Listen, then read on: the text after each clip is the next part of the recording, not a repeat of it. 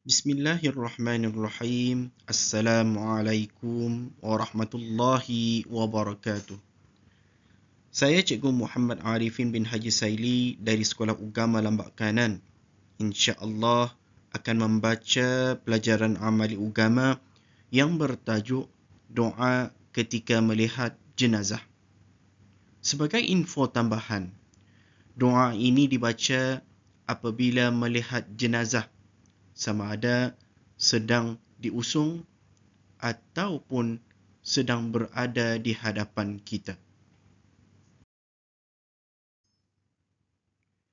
Doa ketika melihat jenazah. Subhanal hayyil ladzi la yamut.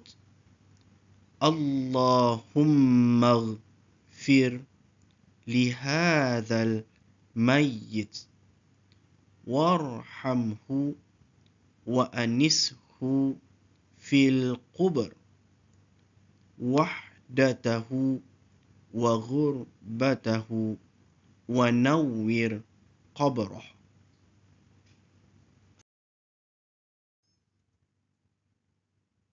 Maha suci Allah, zat yang hidup, yang tidak akan mati.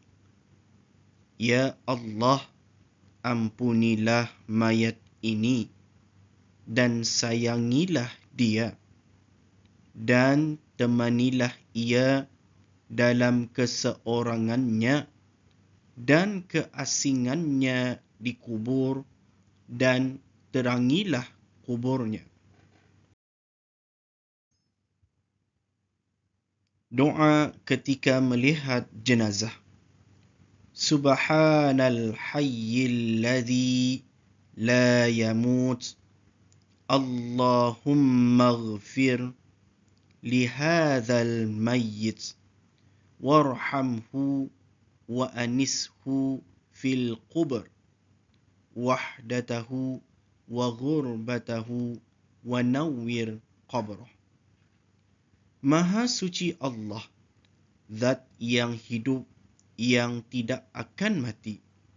Ya Allah, ampunilah mayat ini dan sayangilah dia dan temanilah ia dalam keseorangannya dan keasingannya di kubur dan terangilah kuburnya.